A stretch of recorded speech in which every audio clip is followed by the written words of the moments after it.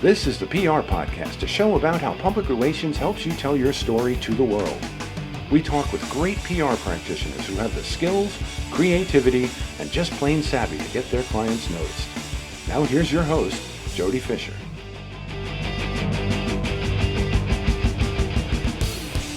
Hey everyone, and welcome to the PR Podcast. I'm Jody Fisher. Thanks for joining us. Well, make sure you tune into our YouTube channel. We have however many episodes we have here, 200 and 300 and I don't know how many.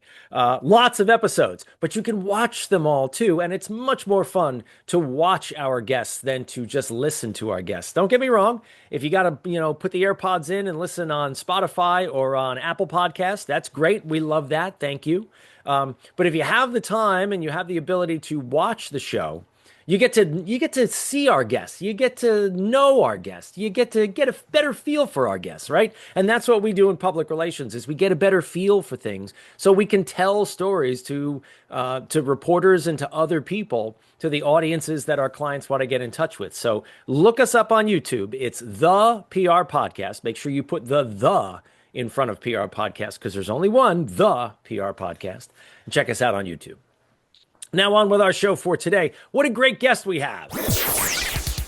Matisse Hamel-Nelis is an award-winning Métis communication strategist, accessibility advocate, educator, and founder of Matisse Nelis Consulting, where she helps organizations build inclusive, accessible, and impactful PR and marketing strategies. She is a seasoned communicator with international recognition, current PR professor at Durham College, and the host of the popular PR and Lattes podcast, blending academic insight with real-world expertise. Matisse serves in leadership roles with the International Association of Business Communicators, and she's earned accessibility credentials, including the Certified Professional in Accessibility Core Competencies and Accessible Document Specialist. She is passionate about diversity, equity, and digital accessibility and brings thoughtful, strategic perspectives to modern communications challenges. Matisse, welcome to the PR Podcast. Thank you so much for having me. I'm so excited for today's chat. Oh, I'm glad you joined us. Now, you're coming to us from Toronto, where, boy, it's January, and I thought it was cold here on Long Island. But what's it like in Toronto right now? It's getting colder and colder. We're expecting, being Canadian, I'm going to use the metric system here. We're expecting about 30 centimeters of snow come Sunday and hitting minus 50 degrees Celsius, which, not fun at all. Yeah, right. I have some friends in Australia. Palm trees and beaches, right? Yeah, my friends in Australia are like, oh, it's plus 43 here. And I'm like, yeah, so, other side. We're getting that temperature. And they're like, okay. Take that on down the road. Exactly right. Exactly. But from your perch in Toronto, you do a lot of things. Tell us about your business. Yeah, so I'm the principal and founder of Matisse Nelis Consulting, where I'm helping businesses, organizations, and municipalities and governments better understand how to make their communications and PR initiatives, strategies, and tactics fully accessible and compliant with various accessibility legislation. So whether that is the ADA in the States, so the Americans with Disabilities Act, or the Accessible Canada Act here, or in my province of Ontario, we have the Accessibility for Ontarians with Disabilities Act. We have regulations that tell us what we need to do to be accessible and compliant, but also ensuring that the businesses and organizations and governments are taking it one step further, where it's not just that checkbox exercise, but rather it's building a culture of accessibility and inclusion so that it's not an afterthought at the end of the day and everyone can be included in the communications and the message that they're trying to get across, which as PR folk, that is what we're trying to do. Yeah, and a lot of us may not put enough emphasis on this topic, right? It's really important. But tell us how you got into that and why accessibility is so important. Yeah, so it started 10 years ago, or a little over 10 years ago now. Fresh out of school, I had a job at the Canadian National Institute for the Blind. It was my second day, and I was asked to put out a tweet. So this was when it was still Twitter and a 140 character limit. So I put the hashtag DYK for did you know and some sort of stat, put it out into the universe. And I'm like, great, job done. Cans clean. I've done it. Task check mark. Within 10 minutes, one of my colleagues at the organization who was blind gave me a call, super nice, and said, welcome to the team. I know you're new. I was like, this is lovely. Followed by, did you happen to tweet?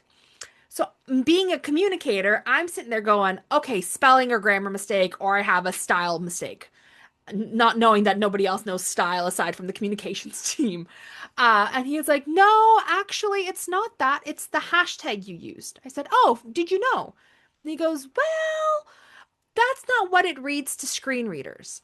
To screen readers, DYK, because it tries to read it as a word, depending on the screen reading software, reads as dick or dyke.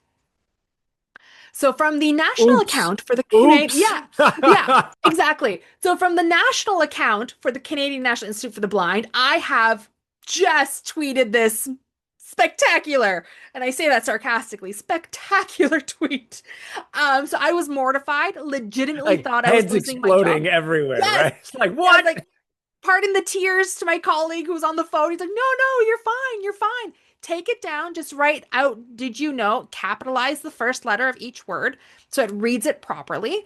And then you're good to go. And I was like, but there's only 140 characters. And he goes, this is, you're a communicator. So now you have to make sure that you're using the right words to get the message across the way you want. So in that moment, I thought, okay, so I could either crumble, quit, and say that that's it, I'm done. Or this is really a moment and a turning point in my career where I realized, and it, again, super new to the career, but I realized if I'm supposed to be a professional communicator and PR practitioner, and I didn't know this, what else do I not know about being a truly inclusive communicator who's getting their message across to everybody that they need to their target audience?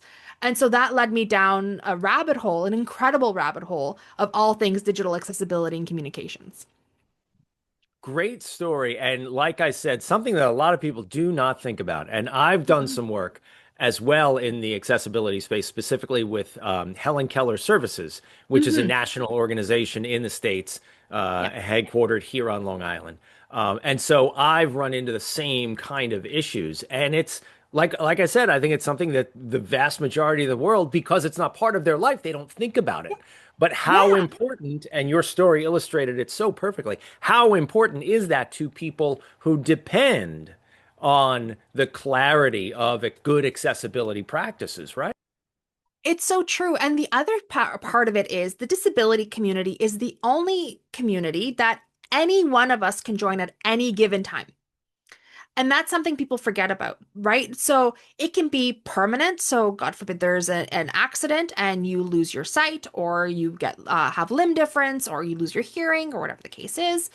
It could be temporary. So think about like an ear infection, or you start to develop cataracts in your eyes before the surgery, or even just situational. So those sunny days, I know we're recording in January, so I'm thinking obviously now in June, July, August, those beautiful days where you're working on the patio in the backyard, or on your front porch, and the sun's beaming down at your screen and you can't really see the screen, right? There's accessibility features and things that we can do to ensure that our content is still accessible to everybody. So, the big one that people are really grasping onto right now is the concept of captions on video. So, either open captions where they're burned in, or closed captions where the end user can turn them on or off. So, we're seeing more and more people are relying on captions because maybe they forget their headphones, so they can't listen to what's going on in wherever they are for that video, or they're just in a noisy environment and even with their headphones or however they're watching it, they still can't make it out.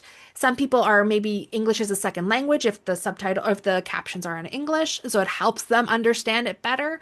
There's so many different aspects to it that really, when we are creating accessible content, we are ensuring that we are making the world accessible for us should we fall into the disability community later on. Now, you mentioned you also work with governmental agencies. Mhm. Are there, or I'm sure there are, tell me what types of regulations or requirements there are with the type of content that we might be putting out as PR people. What are we subject to? And I guess from the Canadian point of view, and if you know the American point of view. Yeah, so we'll start with the Canadian point of view and then we'll move into the stateside. So in Canada, we have the Accessible Canada Act, which is federally run and regulated. And any company, organization, or crown corporation that works with the federal government needs to ensure that their content is fully accessible. That includes their documents, their websites, their social media, videos, podcasts, the whole nine yards. On the state side, we have the Americans with Disabilities Act, the ADA, which has the Title II amendment that that's coming into force first in April 2026, so in a couple of months, for those municipalities, local governments, or regions that have 50,000 people or more based on the census. They have to be accessible across the board. Again, social media, websites, documents, intranets, anything that people can access that is public. And then if your population size is less than 50,000, you have until April 2027 to be compliant. But that can be overwhelming because you're sort of thinking this came into notion in 2024. So that the amendments were made and they kind of gave this timeline of 2 or 3 years, depending on your population size in the States. So governments and organizations and publicly funded colleges and universities are in a panic, and rightfully so, because they're saying we only have 2 or 3 years to better ourselves, if you will. While from a federal level, they've already had to be that way. But what does that look like? We can't do it all overnight. And it's sort of coming up with that strategy and understanding that, no, you can't just, snap your fingers and say, hey, look, we're fully accessible now by the deadline, because it's not practical. It's not realistic. And so we need to really think about the strategy and breaking things down into bite-sized components and creating milestones of how we're going to do it. Remember, any new content that has yet to be created, has yet to be made accessible, has yet to be even thought of, if you will. That ideation isn't even there. So that is still ready to be made accessible from the get-go. So when you put it out, it's accessible. For your older stuff, that's where you get to do an audit of, looking at your website. And a lot of government websites have a lot of PDFs. Right? PDFs are the big thing, and people are terrified of making a PDF accessible because it's a bit tedious, I will admit. But looking at them, and it gives you the opportunity to really, really audit what documents do we need on our website, what can be archived, and what do need to be remediated and fixed to become accessible. And it sort of lets you do this clearing of the attic, if you will, where you're going through and saying, all right, this can be donated, this can stay, this can be donated, this can stay. And so instead this can be archived, so it doesn't need to be made accessible because it's not going to be used anymore, versus this is very, very heavily accessed by our constituents. So we need to ensure that it is fully accessible.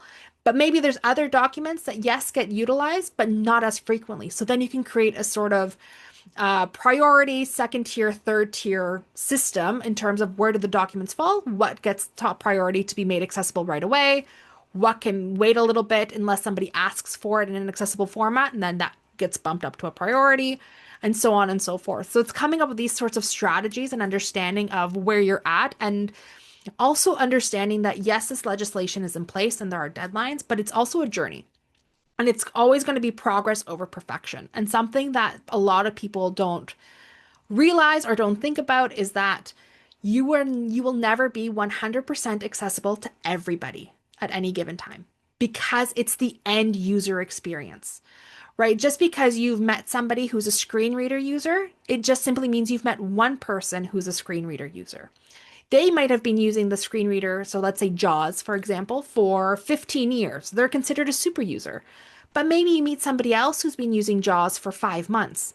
Their experience on what has been deemed a fully accessible website will vary, just because there might be certain tips and tricks and, quick things that somebody who's a super user can do to easily bypass certain things, while that 5-month user is still trying to navigate and understand their own technology. So the experience is a little bit different. It doesn't mean that you're not as accessible. It just means that their usability experience is a little bit different. So being open to that feedback is also really key in that. You were that there's an enormous amount of information there, right? Yeah. And it is enormously important, I think, too. Are there penalties that are built into either the Canadian or the American laws? You mentioned the deadlines there. Mm-hmm. Are there penalties that you know of that are built into those for websites that don't become compliant, at least sufficiently compliant by those deadlines? So in the States, it's a lot of, you see a lot of it in the news where there are civil lawsuits that come into play, and those who actually just sue from a federal jurisdiction to say, hey, you're not accessible and you need to be made accessible. There's always that sort of conversation, mediation, if you will. Like, can you come up with a plan to figure it out? Some places say, yes, let's do this, let's work together and make it happen. While others say, take me to court. Right. And we saw this with Domino's a few years back, almost a decade ago now, where they tried to take their lawsuit all the way to the Supreme Court. And the Supreme Court didn't even listen to it and just said, make your website accessible. It's a public domain. Right. So it's understanding that if you want people to access your content, if it's public facing, it needs to be accessible. And so what that means is that the ADA has stated, and there has been judges who have ruled in this regard, that websites are similar to a public space because the ADA didn't come out until 1990. So from 1990 to let's say 2006, 2006 was really that boom year of social media, web, all that fun stuff. There's a big gap. So there's a lot of stuff that the ADA is catching up with from a technological perspective. So they were fitting things in to say, okay, well, just like a building needs to be made accessible, right? The built environment. The web is now a public space similar to the built environment, but it's just a digital environment. So that also needs to be made accessible. So that's where the lawsuits come in. And for a lot of companies and organizations, it's that negative press, right? Like Beyonce got sued a few years back for an inaccessible website. Fenty by Rihanna got sued for an inaccessible website. It makes the news, and you don't want that negative impact or that negative not all press is good press, and this is not good press, right? Because it shows that you are being exclusionary of people when you could have done a bit of a better job to be more inclusive and actually, sell your products to a wider audience. I will never understand the people who say that all press is good press. That makes no sense to me at all. That completely aside. This is a really fascinating area to me, and I'm sure, and it's a wake-up call, I think, for a lot of people who might be listening here, going, "What do you mean my website needs to be compliant? What do you mean my website needs to be accessible?" And I have how long to make this happen, right? But let's pivot a little bit and talk about how you use your PR skills to help your clients with these issues of accessibility and compliance.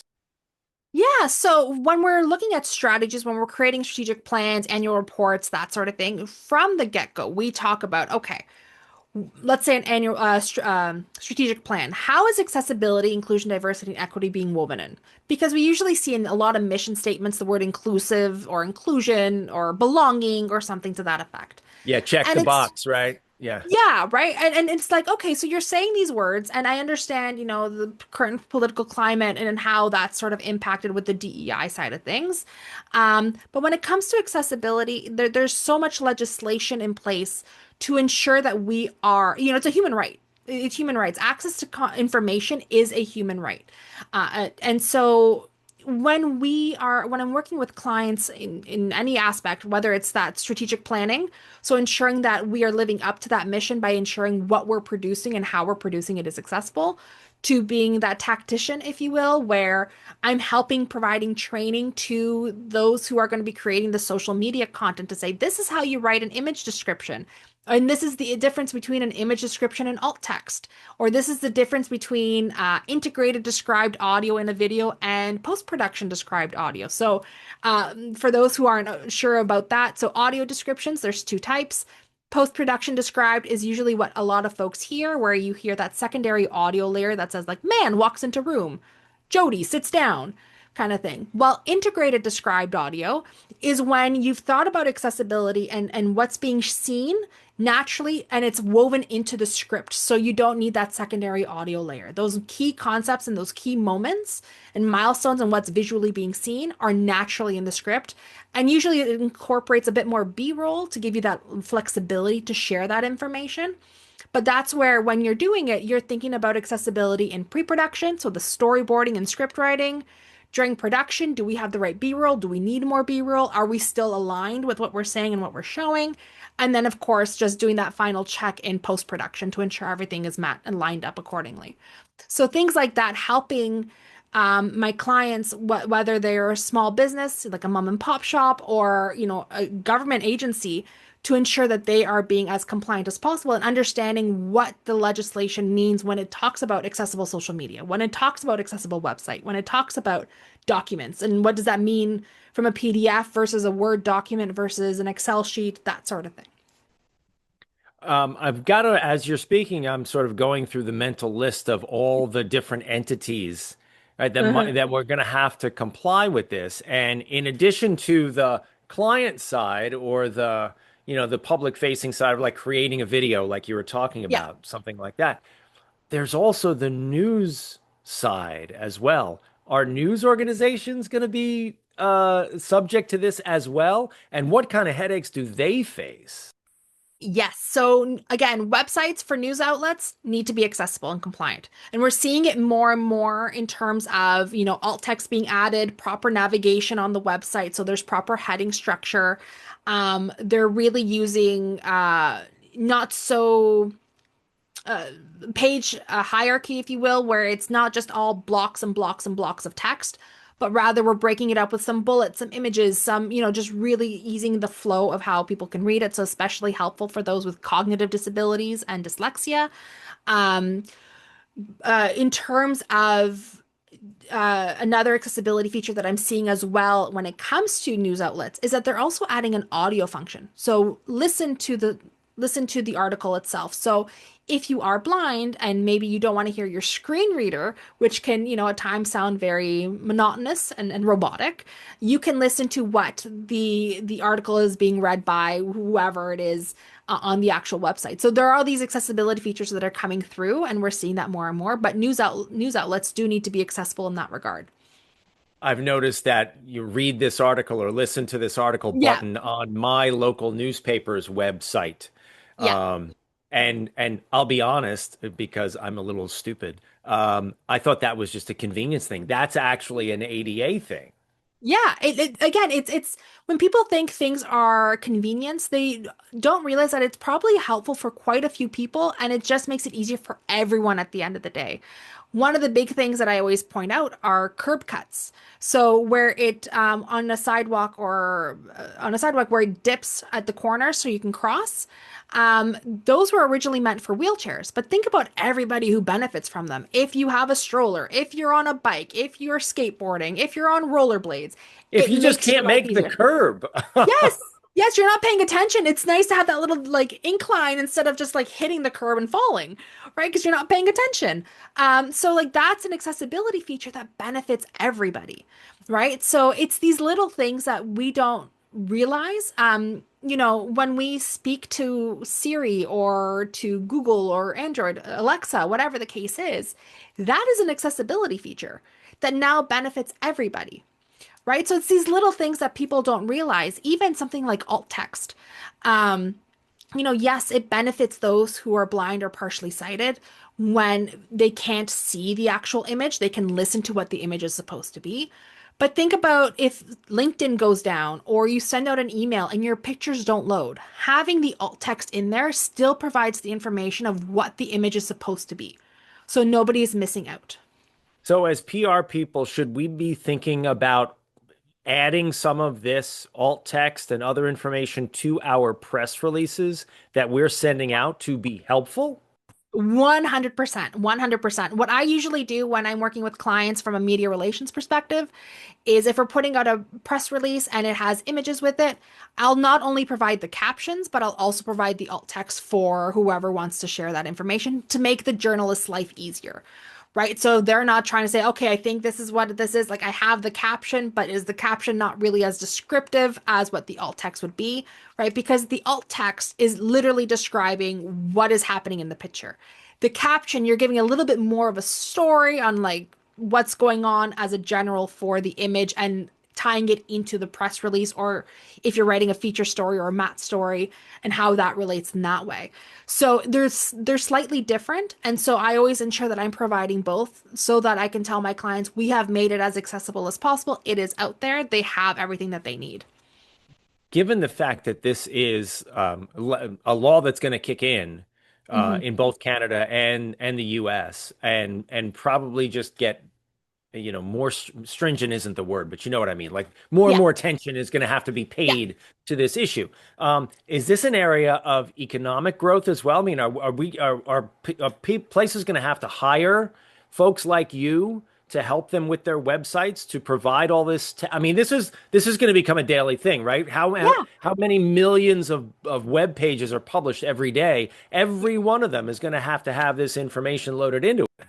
It's true. And it's a big, big area where we are not training our communications and PR people enough in school. So when they exit, that they have these tools and skill sets. And it's not just in Canada and the US. In Europe, they have the European Accessibility Act, which came into effect last June. And on top of that, each member of the EU has to have its own accessibility legislation. And some of them are as stringent as if your stuff isn't accessible and you don't work to make it accessible, you can face up to 6 months in jail. Right. So there's this big push to be truly inclusive and living up to that human right of access to information. And so, whether it's understanding how to write in plain language, that's a big one, right? You're getting these big technical reports and they're like, we need this to be made accessible to everybody.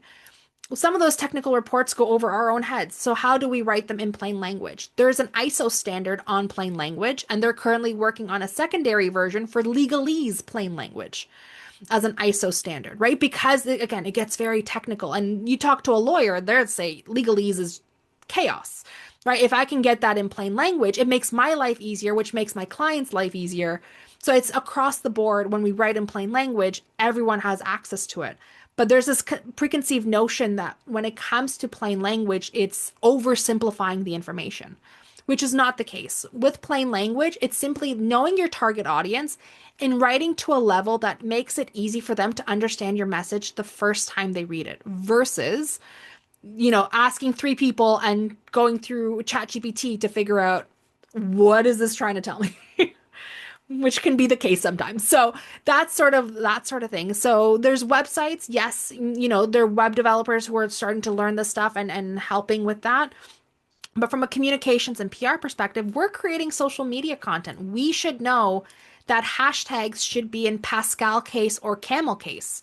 So Pascal case is in a multi-word hashtag. You are capitalizing the first letter in each word. So for example, in the hashtag something like this, it would be a capital S in something, a capital a capital L in like, and a capital T in this, versus camel case, where the first word in a multi-word hashtag is all lowercase, and then each first letter of subsequent words is capitalized. So in something like this, something would all be lowercase, capital L in like, and capital T in this. Both are accessible. For me, I prefer Pascal case, so capitalizing the first letter in each word. It just makes it easier for me.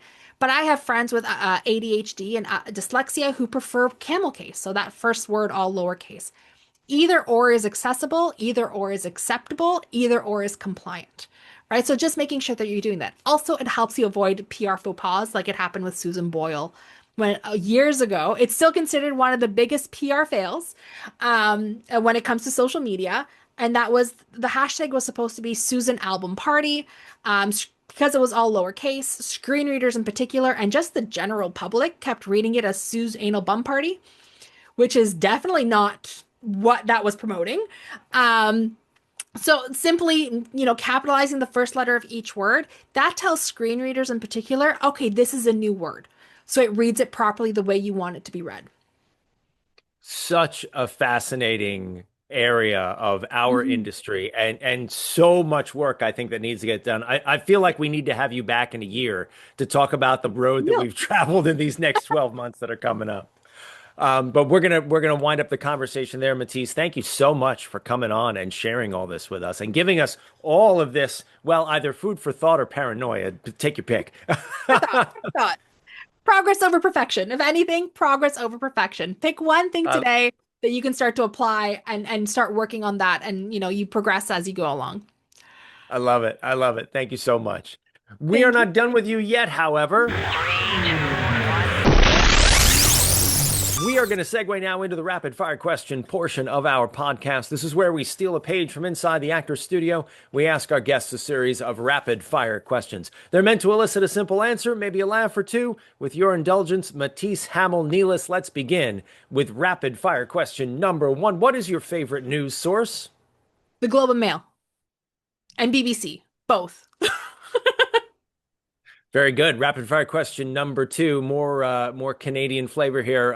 What's your favorite social media platform? Instagram, hands down. Very good. Rapid fire question number 3. Here's the Canadian flavor question. Coffee or alcohol? Or, throw us a curveball. So coffee, Tim Hortons, double. Very good. Rapid fire question number 4. What's your favorite on the run food? Coffee. Or coffee and a donut. If we're going to be really Canadian, coffee and a donut on the go. Very good. Very good. Rapid fire question number 5. What do you want to be after you finish this career?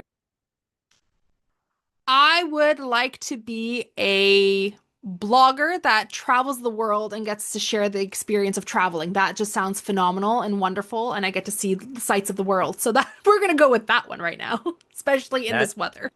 All right, we need to know the bucket list destination. Where's the number 1 on your list? My bucket list is actually Kenya to go see elephants in the safari. That always looks so fascinating when you see that online. I love elephants so much. So that's like Kenya, or Indonesia is another one, in Thailand have, these sanctuaries and reserves that you can go to. So that's sort of bucket list goals for me. All right, we'll watch your Instagram. Perfect. Matisse, this has been a great conversation. Please let people know how they can find you online. For sure. So you can follow me on LinkedIn, Matisse Hamel-Nelis. You can find me on Instagram at Matisse Nelis. So that's MatissNelis. And yeah, that's really where I'm mostly based. Or on my website, matissenelis.com. So that's MatissEnelis.com. Fantastic. We will put all the links in the show notes. Thanks again, Matisse, for joining us today. And thank you everyone for listening. Please remember to subscribe to the show, connect with us on Facebook, Twitter, Instagram, and TikTok at The PR Podcast, and send us a question or a comment. Our intro is by Christopher Appold. You can find him and his fantastic photography on Instagram at Christopher_APPOLDT. Check him out there and hire him for all your photography needs. You can find me online at Jody Fisher on all the socials and on the web at jodyfisherpr.com. We'll see you next time on the PR Podcast.